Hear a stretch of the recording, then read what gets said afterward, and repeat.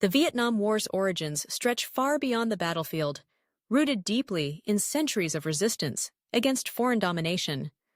Long before the Cold War, Vietnam endured invasions by powerful neighbors, particularly China, and later found itself under French colonial rule. This era of colonization ignited powerful nationalist movements, fueled by a yearning for independence and self-determination. Ho Chi Minh emerged as a pivotal leader, inspired by communist ideals and driven by the desire to reclaim Vietnam's sovereignty from foreign control. The roots of the Vietnam War reach far deeper than the Cold War rivalry between the United States and the Soviet Union. They are buried in centuries of resistance to foreign domination, beginning with China and later French colonialism. Vietnam, a land of rich culture and persistent struggle, had long sought independence from outside rulers.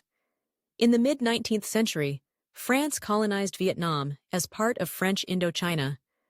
Nationalist sentiments simmered beneath the surface, growing stronger with each generation. By the early 20th century, movements for independence began to take shape, culminating in the rise of Ho Chi Minh, a communist revolutionary inspired by Marxist-Leninist ideology, but also by a deep desire for Vietnamese sovereignty. In 1941, he founded the Viet Minh, a nationalist group opposed to both Japanese occupation during World War II and the return of French control afterward.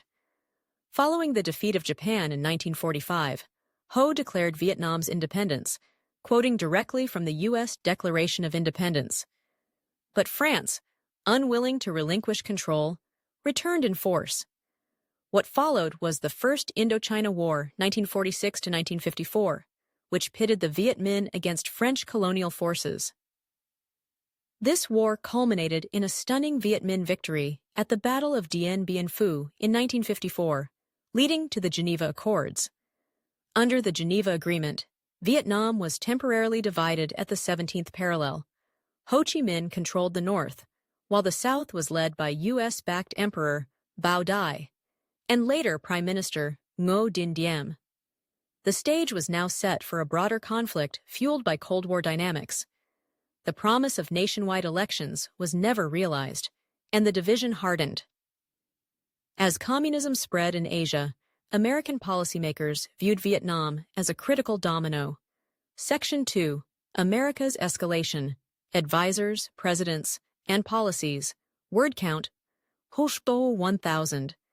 The United States' involvement in Vietnam began gradually. In the 1950s, under Presidents Truman and Eisenhower, America provided financial and advisory support to the French and later to the government of South Vietnam.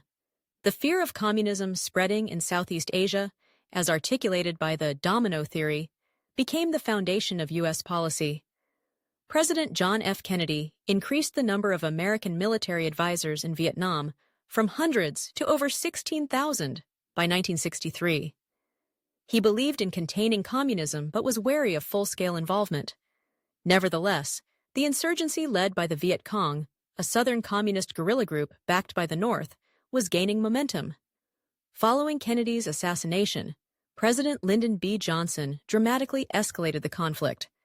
After the Gulf of Tonkin incident in 1964, where U.S. naval vessels allegedly came under attack, Congress passed the Gulf of Tonkin Resolution, granting Johnson sweeping military powers.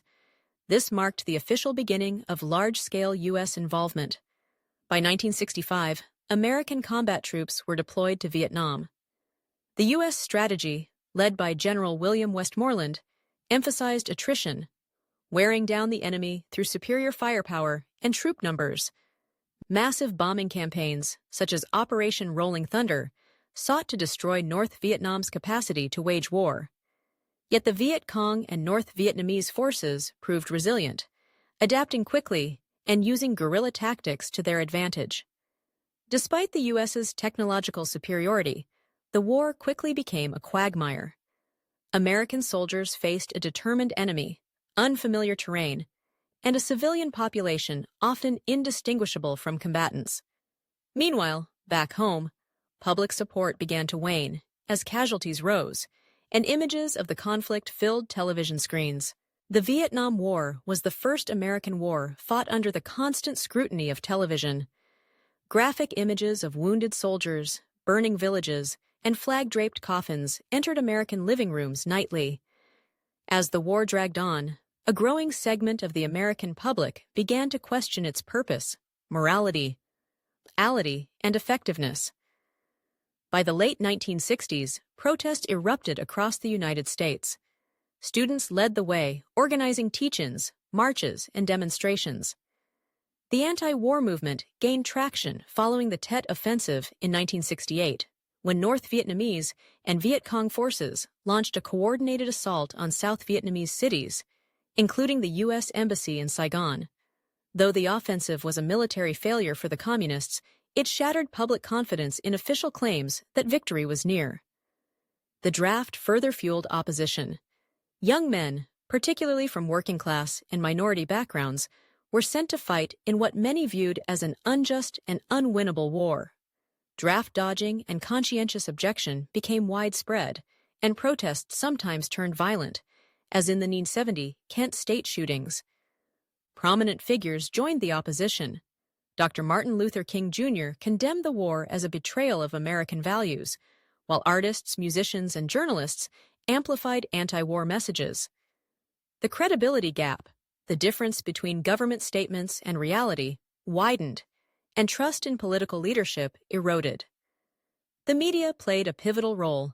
Reporters like Walter Cronkite questioned the war's progress, contributing to President Johnson's decision not to seek re-election.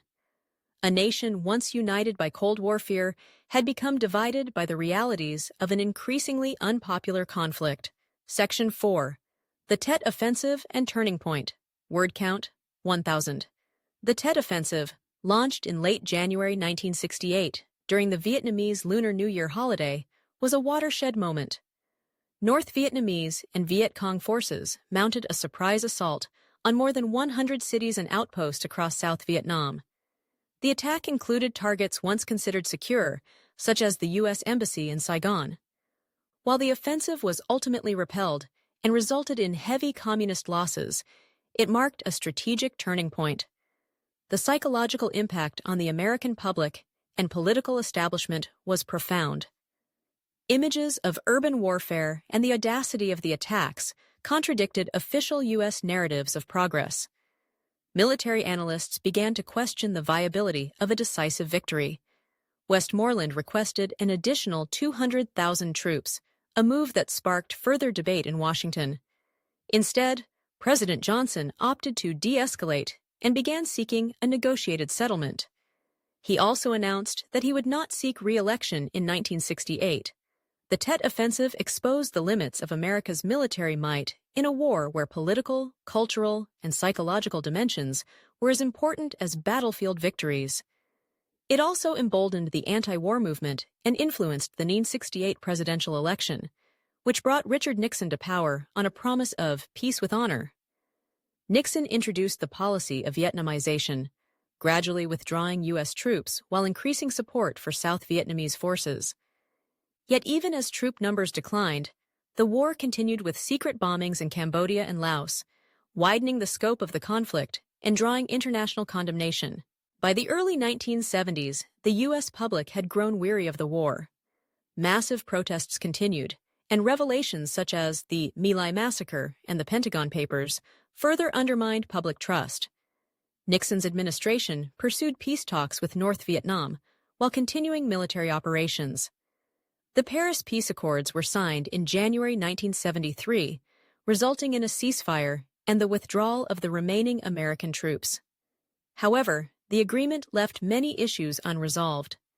Fighting resumed between North and South Vietnam soon after U.S. forces left. Without American air and logistical support, the Army of the Republic of Vietnam, ARVN, struggled. In 1975, North Vietnamese forces launched a final offensive. City after city fell, and on April 30, 1975, Saigon was captured. The U.S. evacuated its embassy in chaotic scenes, broadcast around the world. The war was over. Vietnam was unified under communist rule. The consequences were staggering. Over 58,000 Americans died, alongside an estimated 2 to 3 million Vietnamese. The war left deep scars, social, political, and psychological, on both sides of the Pacific. Veterans faced difficulties reintegrating, and the U.S. military reevaluated its doctrine. In Southeast Asia, the conflict destabilized neighboring countries. Cambodia fell to the Khmer Rouge, and Laos experienced years of civil war. The war also influenced U.S. foreign policy for decades, contributing to a reluctance to engage in prolonged ground conflicts without clear objectives. The Vietnam War remains one of the most controversial and studied conflicts in modern history. For Americans, it symbolized the dangers of unchecked intervention and the limits of militia. In the decades since the war's end, scholars, veterans, and citizens have debated its meaning. Was it a noble effort to stop communism or a tragic misjudgment? Could the U.S. have won with different tactics? Did the media unfairly shape public opinion? These questions have no easy answers. Rai Power. For the Vietnamese, it was a war of independence, reunification, and immense sacrifice.